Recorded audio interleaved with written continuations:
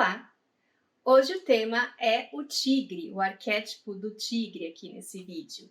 Então nós vamos conversar sobre esse arquétipo tão importante para a humanidade, né, que vem povoando o nosso inconsciente coletivo desde épocas imemoriais, principalmente no continente asiático, que é onde ele habita. Antigamente, ele habitava uma grande área do continente asiático. Nesse mapa que vocês estão vendo aí, o vermelho simboliza as áreas onde eram encontrados tigres no século XX e no começo do século XX, né? E infelizmente hoje, no século XXI, essas áreas em amarelinho representam as áreas onde há tigres. Eles estão em grande perigo de extinção. Todas as subespécies de tigres estão em grande perigo de extinção, infelizmente, devido à caça, né? Devido, mais uma vez, a nós humanos. Bem, nas minhas pesquisas eu encontrei uma certa divergência sobre a quantidade de subespécies de tigres. Alguns pesquisadores dizem que haveriam 2 ou 3 e outras que haveriam 6.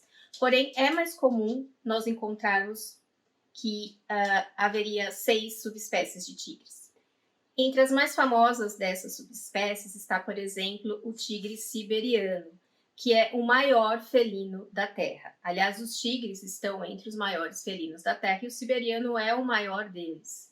Ele chega a ter 300 quilos, tem muita massa muscular, é uma potência da natureza realmente.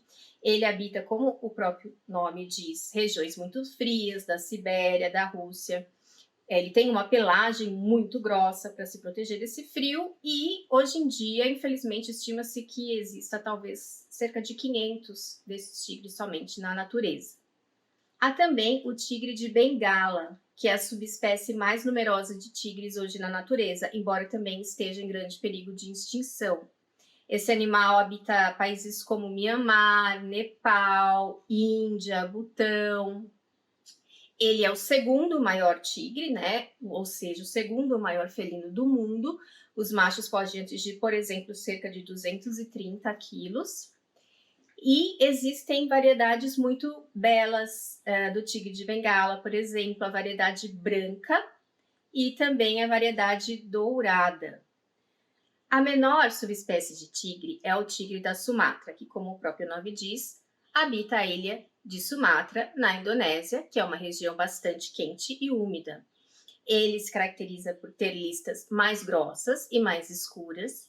E falando em listas, as listras de qualquer tigre são únicas, são como as nossas impressões digitais, o que facilita bastante os pesquisadores identificarem o seu objeto de estudo em campo. Os tigres são animais muito solitários. Eles cuidam do seu território sozinhos e eles não gostam que nenhum outro tigre invada esse território. Então, se há um tigre macho querendo o território do outro tigre macho, isso vai dar disputas bastante perigosas para esses animais. Também entre as fêmeas. As fêmeas, elas costumam ter territórios um pouco menores e esses territórios estão englobados muitas vezes em territórios de machos.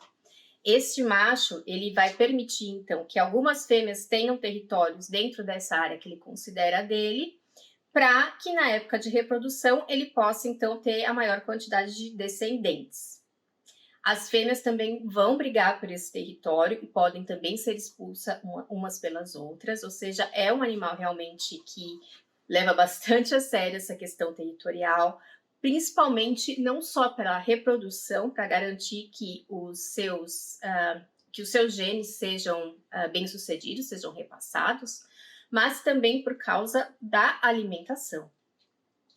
Os tigres caçam sozinhos, eles vivem sozinhos e caçam sozinhos.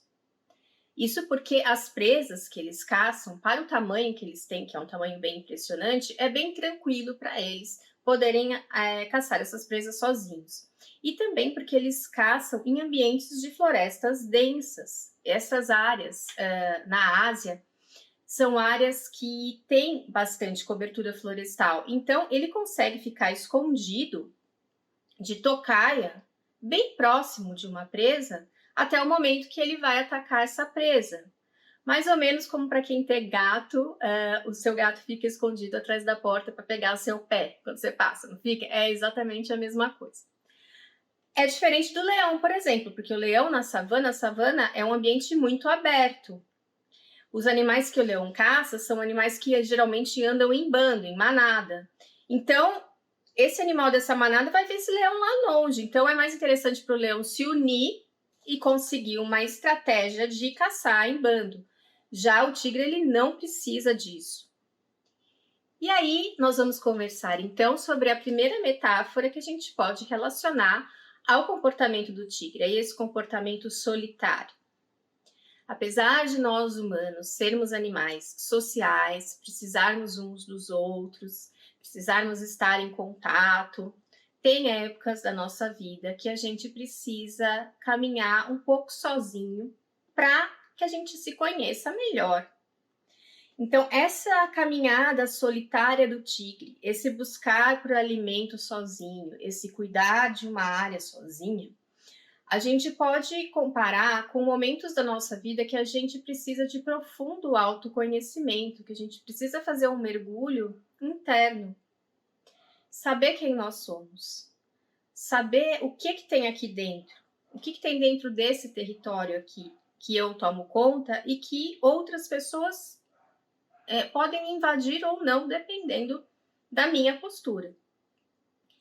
Há épocas em que se descobrir sozinho é importante. A gente só não pode exagerar, porque nós não somos animais como tigres, né? Nós não vivemos sozinhos. Embora os seres humanos possam tudo que eles querem na vida, inclusive viver como monge no Himalaia, separado dos outros por muito tempo. Mas nós que geralmente não seremos monges, devemos de vez em quando fazer essas excursões para o nosso interior, né? Para o nosso território, saber quem nós somos, para depois nos prepararmos para estar em sociedade de uma maneira talvez melhor. As fêmeas de tigre ficam férteis apenas 5 dias por ano, é bastante pouco. Então, nestes 5 dias, ela vai atrair o macho, né? O macho vai se sentir atraído por ela, e ela vai atrair o macho. Existe toda uma comunicação vocal que eles fazem, uma vocalização pela qual eles se atraem, se chamam. E durante esses 5 dias eles vão acasalar muitas vezes. É por isso que o tigre é muito ligado também, o arquétipo do tigre é muito ligado a essa potência da criação, a essa potência sexual. E muitas partes de tigre, infelizmente, são vendidas até hoje, embora isso seja bastante condenável, principalmente com um animal que está em extinção, para servir de afrodisíacos. Mas, na realidade, esse comportamento de acasalamento intenso, ele só ocorre porque é uma janela muito pequena que a fêmea tem de ovulação, né? Então, eles precisam aproveitar esse momento para ter essa explosão de criatividade, né? Então, o tigre, ele é bastante ligado ao chakra sexual, ele é ligado à criação, ao poder da criação e ao nosso poder de encantar, nosso fogo, de estar no mundo, ao elemento fogo.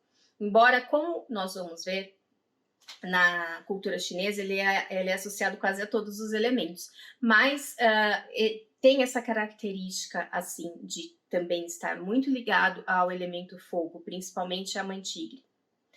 A mãe tigre é muito boa mãe. Ela vai fazer os cuidados dos filhotes sozinha, o pai não vai participar, eles realmente são criaturas bastante solitárias, então não tem essa interação social. A maior interação social que eles têm é no momento que a mãe está com os filhotes, e esses filhotinhos vão aprender tudo com essa mãe. Ela vai ensinar eles a caçar, eles vão começar a andar com a mãe e aprender a caçar mais ou menos a partir de uns 8 meses. E quando eles tiverem mais ou menos uns 17 a 24 meses, eles vão começar a sair por aí para ter os seus próprios territórios.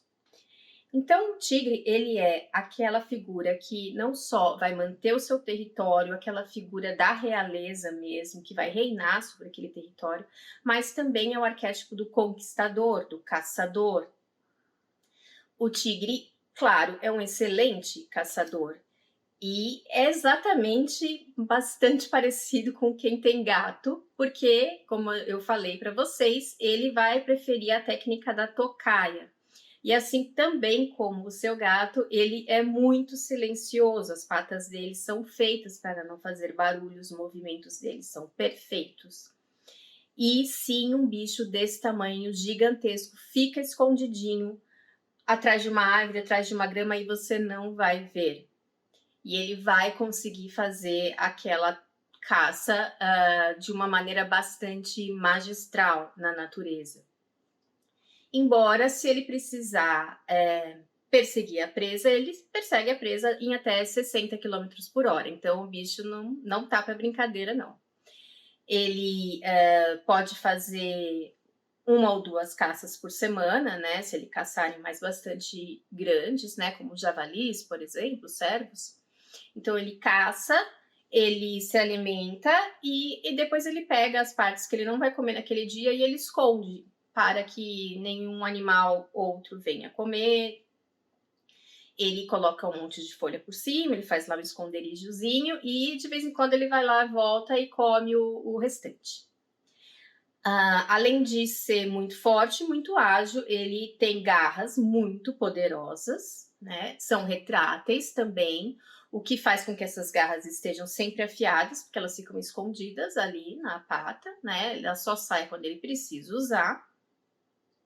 E geralmente ele caça a presa por sufocamento com caninos que ele tem, que são absolutamente gigantes também. A língua dele também é própria para fazer o descarnamento, é uma língua que parece uma lixa. Então, tudo nele é feito para que ele seja um caçador exímio. Além disso, outra característica muito interessante do tigre, que inclusive os chineses, os povos chineses, eles vão notar bastante isso, é que o tigre, os chineses veem o tigre como uma expressão da união dos opostos. Por que eu tô falando isso?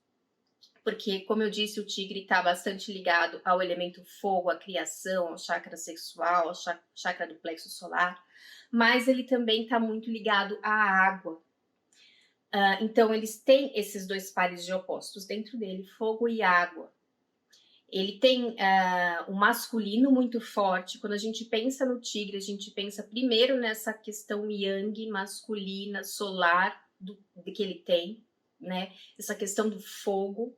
Mas o tigre também é uma mãe muito cuidadosa, o tigre também a tigresa também é uma fêmea muito poderosa, e o tigre, como um todo, é um animal que ama a água. Então ele tá tão ligado quanto com o fogo como com a água. E no caso da água não é só uma metáfora, no caso da água é a realidade do tigre mesmo. Eles amam ficar na água, eles nadam muito, diferente da maioria dos felinos, né, que não gostam muito de água. A água é o âmbito do tigre, tanto que as patas dele têm membranas entre os dedos, que é para ajudar a natação do tigre, empurrar melhor a água. Falando um pouco sobre as lendas, vamos começar pela Rússia. Algumas das imagens mais antigas de tigres são imagens rupestres, que datam de mais ou menos 5.500 anos, e são encontradas ao longo de paredões do rio Amur, na Rússia. Esse rio é chamado o Rio do Dragão Negro, e não só na Rússia, mas também na China, como nós vamos ver, o tigre é tido como uma contraparte do dragão. E aí essa parte do feminino e do masculino varia, às vezes o feminino é o tigre, às vezes o masculino é o tigre, e o dragão vice-versa. Às vezes o tigre é branco e o dragão é negro, mas é algo interessante, são forças da natureza que são muito importantes. O tigre foi uma figura muito importante para os xamãs da Sibéria, para os xamãs dessa região. Até o século XX, o tigre era encontrado nas vestimentas de xamãs siberianos. E muitas tribos da região da Rússia e da Sibéria consideram o tigre um irmão do homem. Ele seria tão poderoso e tão importante quanto o homem. E assim, essas tribos acreditavam que nunca se poderia matar um tigre, né? E se um tigre pegasse os animais dele, era porque é da natureza. Ninguém pode matar um tigre, isso seria uma transgressão. Infelizmente isso mudou, né? Como nós conversamos, principalmente o tigre siberiano está em um perigo muito grande de extinção. O comércio de peles fez isso principalmente. E essa questão do xamã e do xamanismo ter cada vez mais sido suplantada pela sociedade moderna na Rússia. Os xamãs da Sibéria têm em comum com os xamãs aqui das Américas, por exemplo, a crença de que eles podem assumir ou se unir a um espírito de um animal e sentir tudo que esse animal sente. Então, também em muitas imagens rupestres da região da Sibéria, nós vemos homens metade tigre, metade homens, que representariam essa união desse voo xamânico, né? No caso aqui, como o tigre não voa, talvez desse mergulho xamânico nas águas do Tigre. Não somente na Rússia, mas na Ásia como um todo, o tigre ele fez parte e ainda faz, de muitas maneiras, das crenças de muitas sociedades diferentes e representa características que essas sociedades consideram importantes e consideram nobres, muitas vezes. Por exemplo, o tigre de Bengala é o animal nacional da Índia e também de Bangladesh. O tigre malaio é o animal nacional da Malásia. Então, esses países até hoje acreditam que o arquétipo do tigre, o símbolo do tigre, a figura do tigre é de grande importância, ela pode representar o país deles. Isso significa bastante coisa, é um animal forte, um animal que conquista, um animal que cuida do território, como nós vemos, né? É um animal poderoso, então ele é muito, né, interessante que ele seja realmente até hoje visto como símbolo de países. E não só isso, mas ele está presente em inúmeras cosmologias, mitologias, lendas. Ele faz parte de contos filosóficos, contos esotéricos, de toda a Ásia. Em muitas culturas nós vamos ver o tigre. E como não podia ser diferente, na China ele é um animal de grande importância simbólica. Ele está presente em inúmeros mitos chineses, né? Seria um vídeo enorme se eu fosse falar sobre todos os mitos chineses com tigres. Uma das características interessantes é que o caractere chinês para rei, eles acreditam que esse caractere, a forma com que esse caractere é desenhado, é pintado, é parecido com as listras da testa do tigre. Então, eles associam diretamente o tigre à realeza. Essa é uma das associações simbólicas que nós vemos na China. Ele não só é ligado à realeza, mas a sua bravura e a sua ferocidade também era atribuída aos guerreiros chineses. Então, em algumas culturas chinesas, os mais altos graus na hierarquia militar eram ligados ao tigre. E também existem divindades que são divindades guerreiras, que são ligadas ao tigre. De uma maneira geral, na China encontra-se a crença de que um tigre viveria por mais de 1000 anos. E quando ele tivesse mais ou menos uns 500 anos, ele se tornaria branco, ele se tornaria um tigre branco, que era uma coisa bastante apreciada pelos chineses, essa questão do tigre branco. Eles achavam um animal especial, assim, né? Porque, claro, o tigre branco é mais raro do que o tigre alaranjado, né? Então, eles achavam que depois de 1000 anos, né, ele, que era uma criatura com muitos poderes, morreria e a sua alma entraria na terra. E assim que a sua alma entrasse na terra, ela se tornaria âmbar, que é aquela substância que as árvores expelem, por exemplo, né? E tanto que uma das palavras antigas nas línguas chinesas para âmbar pode ser traduzida como a alma do tigre. Os chineses também acreditavam que quando eles avistavam um tigre branco, era uma ocasião muito especial. Isso significava que o rei, que o imperador daquele momento, naquela época que o tigre branco foi avistado, era um imperador ou um rei que estava fazendo um reinado muito justo. Então ele era um símbolo dessa justiça, de um rei magnânimo, de um rei bom. O tigre branco também é associado à direção oeste e ao outono. No outono, na China, é quando aparece nos céus a constelação de Órion, que a gente conhece como Três Marias aqui, sabe? A constelação de Órion, então, é associada ao tigre branco, enquanto que a constelação de Escorpião é associada ao dragão azul. E na mente dessas culturas chinesas, então, o dragão azul e o tigre branco estariam sempre nos céus, perseguindo um ao outro.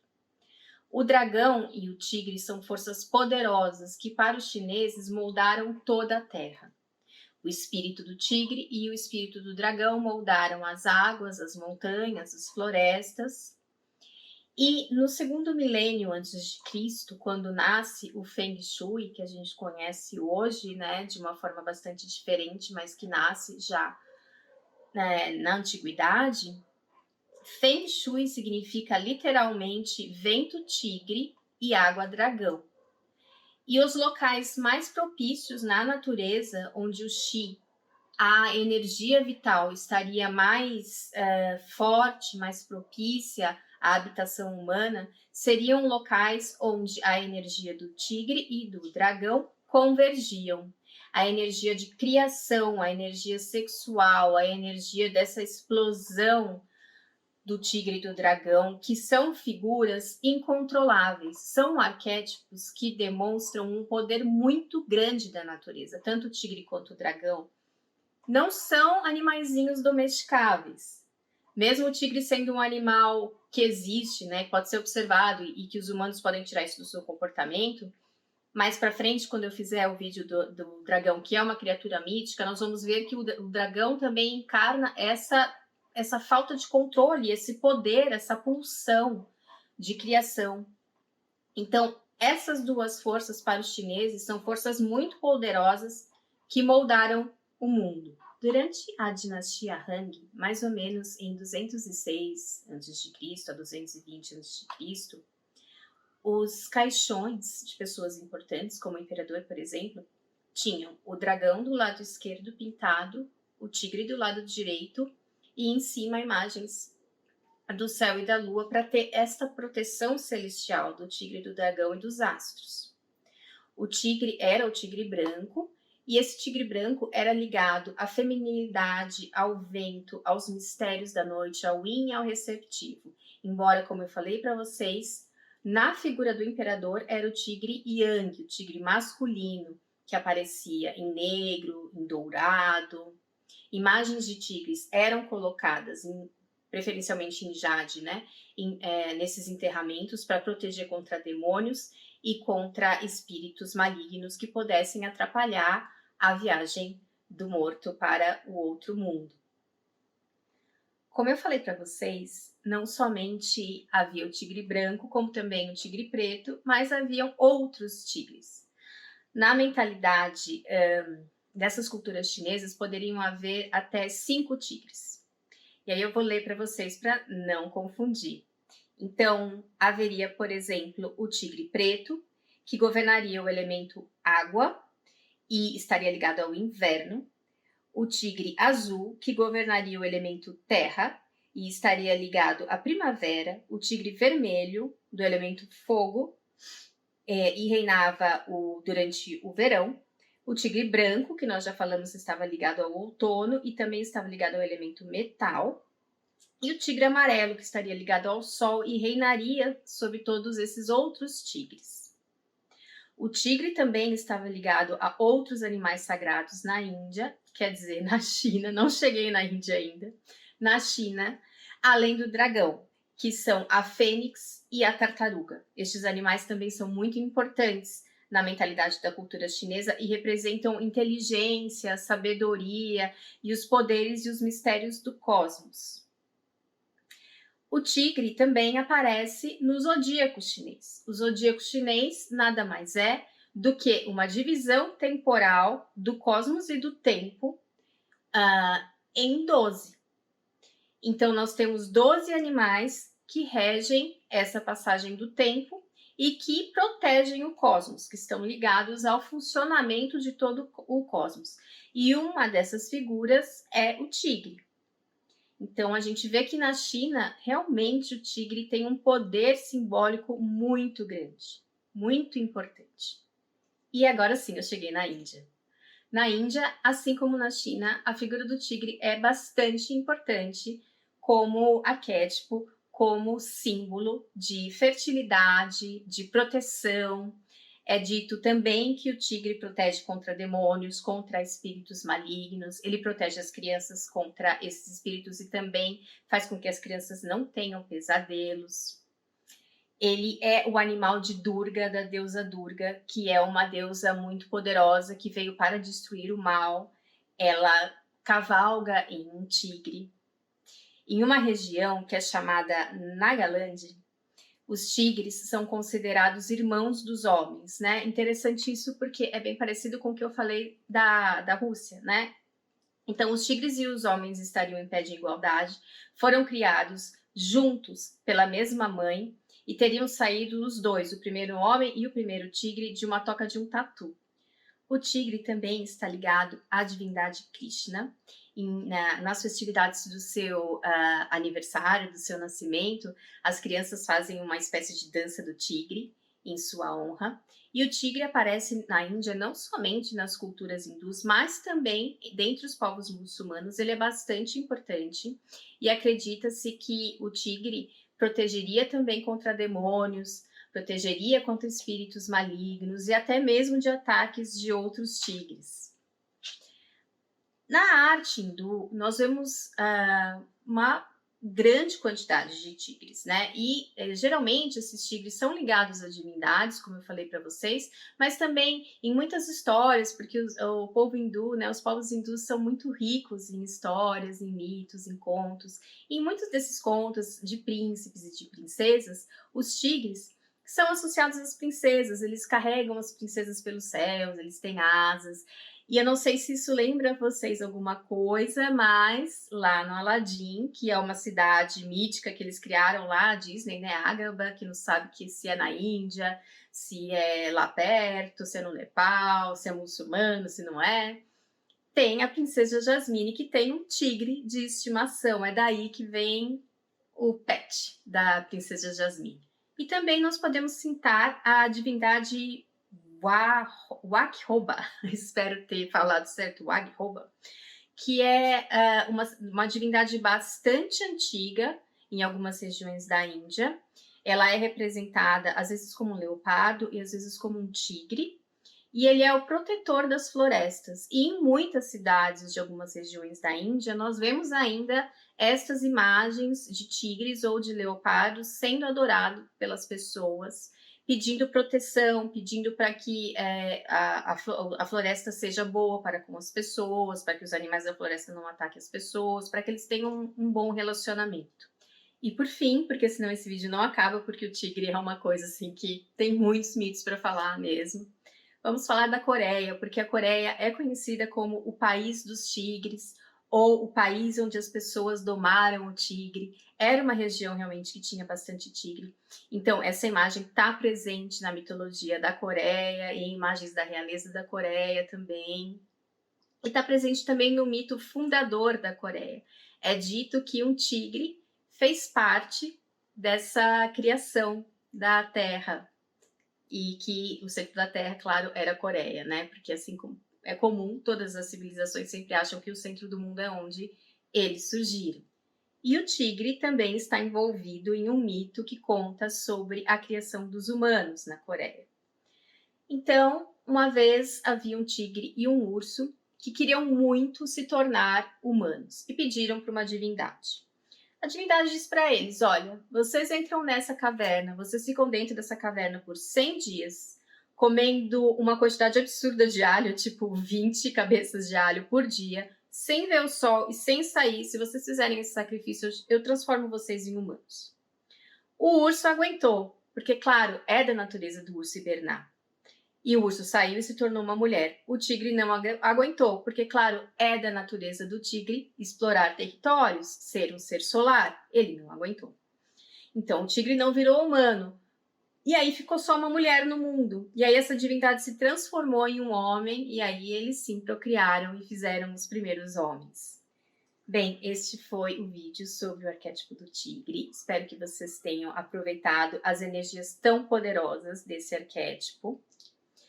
E espero ver vocês na próxima semana com discussões sobre outro arquétipo. Até mais!